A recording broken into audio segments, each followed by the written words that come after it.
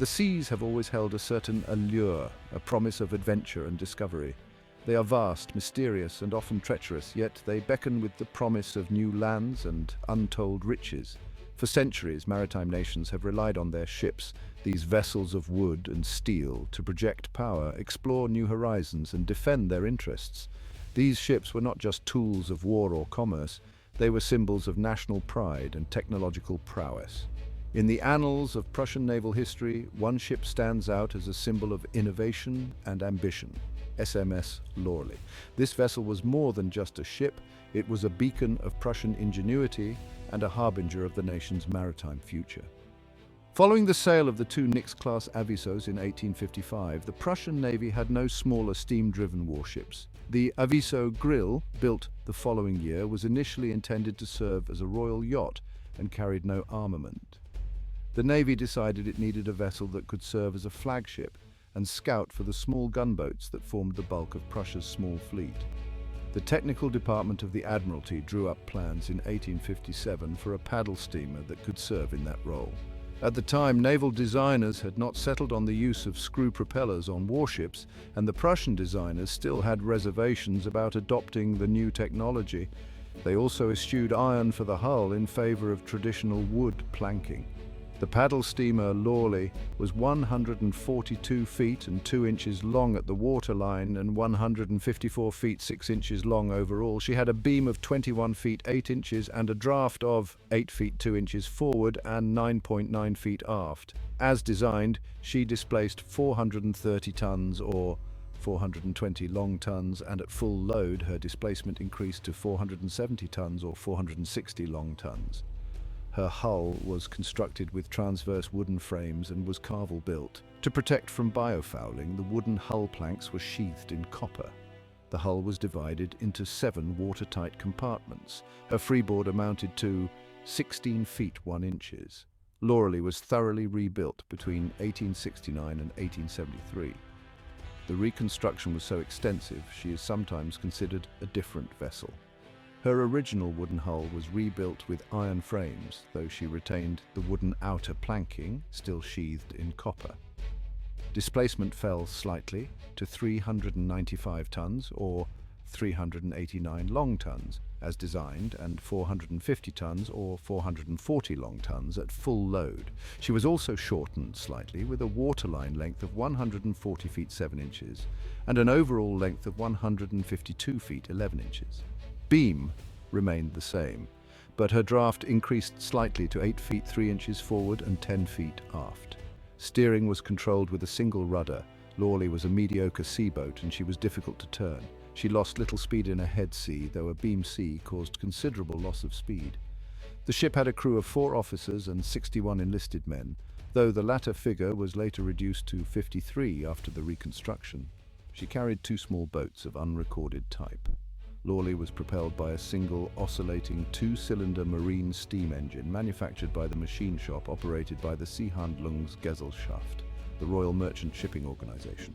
It was the first Prussian warship to boast a domestically produced marine steam engine, as all previous vessels, including those built in Prussia, used British propulsion systems, a testament to the nation's growing industrial prowess. This engine was not just a piece of machinery, it was a symbol of Prussia's determination to innovate and lead. The engine drove a pair of paddle wheels, one on either side of the ship, that were 17 feet 7 inches in diameter and were fitted with 24 paddles per wheel. Steam for the engine was provided by a single coal-fired trunk boiler that was ducted into a single funnel just aft of the wheels. A.G. Vulcan, Stettin, built the boiler. Her propulsion system was rated to produce 350 metric horsepower, 345 IHP, for a top speed of 10.5 knots, 12.1 miles per hour. Steaming endurance figures have not survived for her original configuration. To supplement the steam engine, she was fitted as a gaff-rigged schooner, though they contributed little to her performance. Her sailing rig had a total area of 310 square meters, or 3,300 square feet, though this was later reduced to 200 square meters, or 2,200 square feet. The ship initially retained her original propulsion system during her reconstruction, but in 1879 she received new boilers that were built by the Kaiserliche Werft Imperial Shipyard in Wilhelmshaven. As reconstructed, her top speed fell to 9.1 knots, 10.5 miles per hour. She carried 34 tons, or 33 long tons, of coal, which provided a cruising radius of 450 nautical miles, or 520 miles, at a speed of 9 knots. Loreley carried an initial armament of 2 long-barreled 12-pounder guns in individual carriages. These were supplied with a total of 240 shells. After emerging from her refit in 1873, she carried a single 12.5 centimeters 23 caliber breech-loading hoop gun that was supplied with 142 shells. It had a range of 5,200 meters or 17,100 feet. In addition, she received a pair of 8 centimeters 23 caliber breech-loading guns with a total of 190 shells. The Loreley story is one of exploration, conflict, and ultimately mystery. It sailed through uncharted waters, faced formidable adversaries, and left behind a legacy that continues to intrigue historians and maritime enthusiasts alike. It is a tale woven into the fabric of Prussian naval history, a testament to the ingenuity and determination of a nation finding its place on the world's oceans. The Loreley was not just a ship, it was a symbol of Prussia's aspirations and its quest for maritime dominance. The Loreley's construction coincided with a period of significant change for Prussia. The nation was undergoing a transformation driven by the forces of industrialization and modernization. The Industrial Revolution was transforming Europe, and Prussia was determined to keep pace. Factories were springing up, new technologies were being developed, and the nation was rapidly industrializing. The development of a domestically produced marine steam engine was a source of national pride, a symbol of Prussia's technological advancement. It represented the nation's ability to innovate and compete on the global stage. This engine, a marvel of engineering for its time, would power the Loreley on its many voyages, from the shores of Europe to the distant waters of the Ottoman Empire. Each journey was a testament to the ship's capabilities and the skill of its crew. The Loreley was more than just a ship. It was a floating embassy, a symbol of Prussia's growing presence on the world stage. It carried diplomats, facilitated negotiations, and represented Prussian interests abroad. The Loreley's story is also a reminder of the importance of naval power in shaping the course of history. Navies were the backbone of empires, and the Loreley played its part in this grand narrative. In an era of great power rivalry, a strong navy was essential for any nation that aspired to greatness. The Loreley, though modest in size, was a crucial component of Prussia's naval strategy. The Loreley, though modest in size compared to the mighty battleships of later eras, played its part in this struggle for dominance. It was a versatile vessel capable of both combat and diplomacy. It served as a reminder that even a relatively small nation like Prussia could make its presence felt on the high seas. The Loreley was a symbol of Prussian ambition and resilience. The Loreley's legacy is therefore one of ambition, innovation, and a determination to compete with the best. It was a ship that embodied the spirit of its nation and its era. But the Loreley's story is not just about technological advancement and geopolitical maneuvering. It's also a human story, a tale of the brave sailors who manned her decks, facing the perils of the sea and the uncertainties of war. It's also a human story, a tale of the brave sailors who manned her decks, facing the perils of the sea and the uncertainties of war. These men were the heart and soul of the Loreley, and their courage and dedication were instrumental in the ship's many achievements. These men, often far from home, risked their lives in the service of their country. They endured harsh conditions, long voyages, and the constant threat of conflict. Their stories, though often overlooked, are an integral part of the Loreley's legend. They remind us that behind every great ship and every historic voyage, there are the lives and sacrifices of those who served aboard. The Loreley's construction was a testament to the skill and ingenuity of Prussian shipbuilders, who were renowned for their craftsmanship and attention to detail. The keel for Loreley was laid down at the Königlicher Werft, Royal Shipyard, in Danzig on the 1st of February 1858. She was launched on May 20th, 1859, and was christened for the Loreley Rock Formation on the Rhine at St. Gouar. She was commissioned for sea trials on the 28th of September with Lieutenant zur See, LZS, Lieutenant at Sea, Heinrich Kohler as her first commander. The trials revealed that her engine was too weak to meet the design requirements, but no improvements were made. The ship entered active service in 1860. She was sent to the Mediterranean Sea to protect Prussian and German interests and evacuate civilians in the Italian peninsula, then in the midst of the Second Italian War of Independence that led to the unification of Italy. The ship still had not received her intended armament, so she received a pair of guns that had been fitted to Prussia Adler in 1848. Since Loreley would be incapable of carrying the number of passengers that would be required, the Navy chartered the steamship SS Ida to accompany Loreley. The Aviso's commander for the operation was Korvettenkapitän, KK Corvette Captain, Hans Kuhn. Loreley left Danzig on the 31st of July 1860, and Ida followed on August 9th. The two ships rendezvoused off Naples, then in the Kingdom of the Two Sicilies, on the 31st of August. Giuseppe Garibaldi's expedition of the Thousand had forced King Francis II to flee to Gaeta, so Loreley embarked the Prussian and Austrian ambassadors along with a pair of representatives from the Papal States and carried them to Gaeta. She then returned to Naples, where she and Ida embarked civilians from the German states fleeing the fighting there. A senior Sicilian officer was also evacuated aboard Ida, which drew protests from the Kingdom of Sardinia. Loreley was sent first to Greece in October to show the flag in Piraeus, leaving Ida in Italian waters. From there she directed to visit the Ottoman Empire and enter the Black Sea.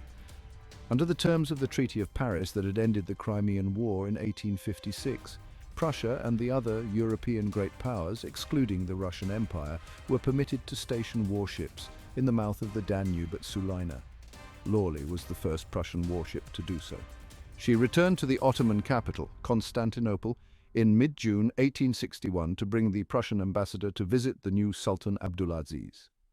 In an era when naval battles were often decided at close range, the Loreley's armament ensured she could more than hold her own in a fight, making her a formidable opponent.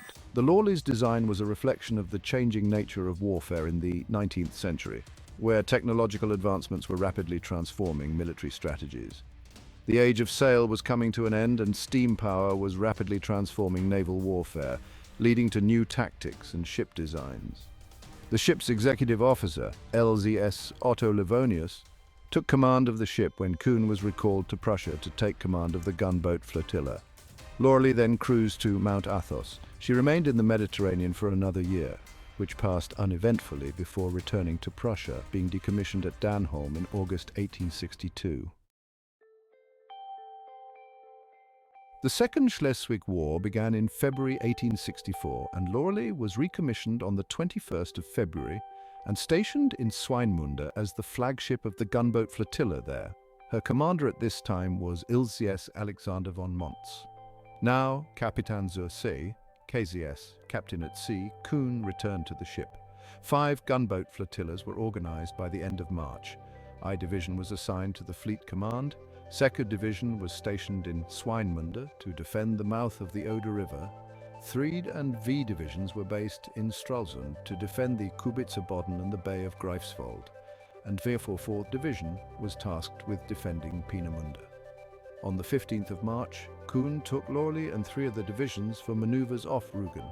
Immediately after the start of the war, the Danish Navy imposed a blockade of Prussia's ports in the Baltic, along with those of the other German states in the North Sea. To avoid concerns that the Navy would be unable to contribute to the Prussian war effort, the fleet commander, Prince Adalbert, ordered Eduard von Jachmann to attempt to break the blockade at Swinemünde. He had at his disposal the screw frigate Arcona and the screw corvette Nymph, supported by Loreley and I Division, which consisted of the gunboats Comet, Hay, Hyane, File, Scorpion and Wesper. The Prussians scouted the blockade line on the 16th of March to determine the strength of the Danish squadron, which was commanded by Rear Admiral Edvard van Dockum, who was tasked with enforcing it. Late in the day, they spotted a group of 3 ships off Cape Arcona, but there was not sufficient daylight left to allow them to engage. The Prussians instead turned south and withdrew back to Swinemünde. Jachmann sorted with his 2 larger vessels at 7:30 on the 17th of March, followed by Loreley and the gunboats later that morning. The 2 groups rendezvoused at 13:15 to the east of Rügen and continued further north to locate the Danish squadron. Jachmann ordered Loreley to leave the gunboats off Rügen, where they would be in position to cover a retreat, and to join his two vessels. Arkona opened fire first, targeting the frigate Schieland. A few minutes later, after Schieland closed to 1,500 meters or 1,600 YDs, Dockum turned his flagship to starboard and began firing broadsides at Arkona. Jachmann turned Arkona to starboard as well, having realized the strength of the Danish squadron. He failed to inform the captains of Loreley and Nymph of his decision to withdraw, and they continued to steam east for several minutes before they conformed to his maneuver. Loreley and Nymph came under heavy fire from the pursuing Danish squadron, and both vessels were hit by Danish fire. Loreley was hit once by a shell that tore off the davit for her starboard cutter, killing one man, her only casualty in the action. At 16 o'clock, Loreley broke off to the west towards Stralsund, and Dockum allowed her to leave, preferring to continue after Jachmann's corvettes. After the battle, Loreley took the gunboat division to Stralsund. Adalbert ordered all 5 gunboat divisions to concentrate at Stralsund on the 29th of March to support the Prussian army's invasion of the island of Als, but bad weather prevented the vessels from taking part in the operation. Following a ceasefire in May, the Prussian fleet held a naval review in Swinemunde for King Wilhelm I on the 6th of June. Loreley led the gunboat divisions during the review. Loreley and the rest of the Prussian fleet in the Baltic saw little activity for the rest of the war.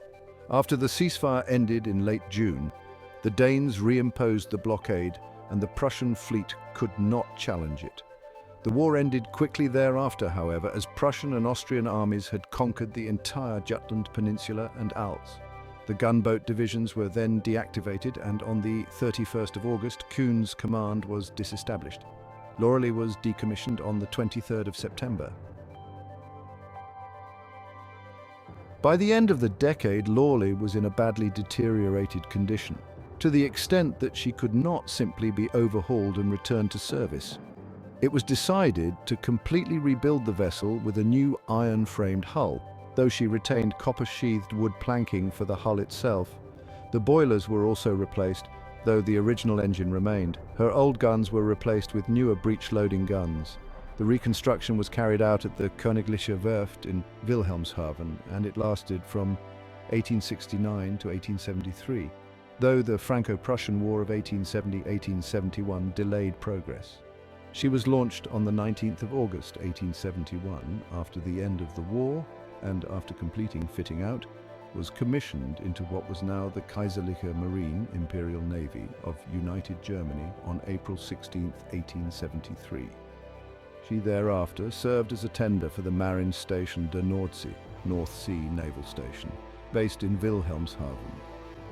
In May, she embarked members of the Reichstag Imperial Diet during a visit to the port. Loreley next carried Crown Prince Friedrich and his family on a cruise to the island of Four in late July and into August. In September, she conducted a coastal survey cruise with members from the General Staff. Little is known of Loreley's activity during the period from 1874 to 1878. She went to Folkestone on the 18th of June 1878 to take part in salvage work for the turret ship Großer Kurfürst that had been sunk there in an accidental collision the previous month. Her crew assisted in the burial of those killed in the sinking at a local cemetery. She returned to Wilhelmshaven on the 21st of September, and the following year work began to prepare the vessel to serve as the station ship in Constantinople. Germany had inherited Prussia's rights under the 1856 Treaty of Paris to operate a vessel in the Black Sea, and Loreley was to fill this role once again. She left Germany on the 20th of July, bound for the Ottoman Empire, arriving in the Bosporus on August 30th. At that time, she was based in Büyükdere in Constantinople, and during her service in the Ottoman capital over the next decade, she periodically steamed to Galati, Romania, where she received new crews. Loreley began a tour of the region that continued into April 1880, which she repeated in 1881, this time extending it to include ports in the Aegean Sea. During the Urabi Revolt in 1882 that resulted in the British bombardment of Alexandria, Loreley joined other German warships in the eastern Mediterranean to protect German interests in the area. These included the screw corvettes Gneisenau and Nymphe, the Aviso Zeiton, and the gunboat Cyclop. The German vessels were primarily tasked with protecting the German embassy in Alexandria. In addition to her routine voyages in 1883, Loreley also carried the German ambassador to the Ottoman Empire on a cruise. On the 2nd of November, she left Constantinople to rendezvous with the screw corvettes Sophie and Prince Adalbert, the latter carrying Crown Prince Friedrich on a visit to Spain. She met the other vessels in Genoa, Italy 4 days later, and the 3 ships proceeded to Spain. While on the way, Loreley was damaged by a storm and had to be taken under tow by Sophie. One of the tow lines became entangled in one of Loreley's paddle wheels, forcing both ships to turn, but the crew cleared the line and the vessels reached Valencia, Spain, on the 22nd of November. Loreley had to be detached for repairs, which were conducted in La Valletta, Malta. She was dry docked there on the 19th of December and, after completing repairs, returned to the Bosporus, arriving on the 10th of April 1884. The years 1884 and 1885 passed uneventfully for Loreley, with the only event of note being another period in the shipyard in La Valletta from January 20th, 1885 to February 12th. She saw more activity in 1886, conducting training cruises to Rhodes, Cyprus, and the coast of Palestine early in the year. Increased tensions between the Ottomans and Greece led to a blockade of Greece by the great powers to try to reduce the possibility of a conflict. The German Chancellor Otto von Bismarck ordered Loreley to take the ambassador to Sultan Abdul Hamid II to convey German support. Loreley was to act as a hospital ship for Ottoman officers in the event of a conflict. The crisis abated following the intervention of the great powers, and Loreley instead went to La Valletta for another overhaul at the end of the year that lasted until the 20th of April 1887. In 1888, Loreley's berth was transferred to Therapia, where Germany's embassy was also relocated. The following year, the new Kaiser Wilhelm II and his wife travelled to Greece to attend the wedding of his sister Sophie to Constantine, the heir to the Greek throne. Wilhelm and his wife travelled with the ironclad training squadron, which Loreley met in Piraeus on the 21st of October. She remained there until the 30th of October, when she returned to Constantinople to make preparations for the Kaiser's visit with the Sultan. Loreley saw no events of note from 1890 to 1892. She visited Greece in 1893, and while they had to go into dry dock at the Salamis naval base for repairs to her propulsion system. In May 1894, Loreley and the other European vessels stationed in Constantinople took part in ceremonies overseen by King Carol IV of Romania that marked the 50th anniversary of the opening of the Danube at Sulina during the Crimean War. In June, she conducted surveys of the waters around the Cyclades island group, followed by a visit to Alexandria, from which she returned to Constantinople on the 10th of July. She embarked Kapitanleutnant KL, Lieutenant Captain Eugen Kalau vom Hofer, the naval attaché to Russia, for a tour of the Black Sea, including Russian ports in the region. The Russian government was concerned about the cruise, and Loreley met unfriendly receptions in the Russian ports she inspected, but the Treaty of Paris permitted such visits. During unrest from Ottoman Armenians in 1895, Loreley conducted small-scale landings in the area to protect German interests. Germany sent limited reinforcements in the form of the screw corvette Moltke and the coastal defense ship Hagen to support these operations. By this time, Loreley was once again badly worn out and in need of replacement. She conducted a final cruise in the Black Sea in early 1896 and was then struck from the Naval Register on the 10th of August, though she remained in commission until the 7th of September, when she was replaced by a newly procured steam yacht. Her crew began their voyage home, and the vessel remained under the supervision of the German station commander until the 23rd of October, when she was sold. Her ultimate fate is unknown. Like and subscribe. I hope you enjoyed the video and learned something. Knowledgeable Knight signing out.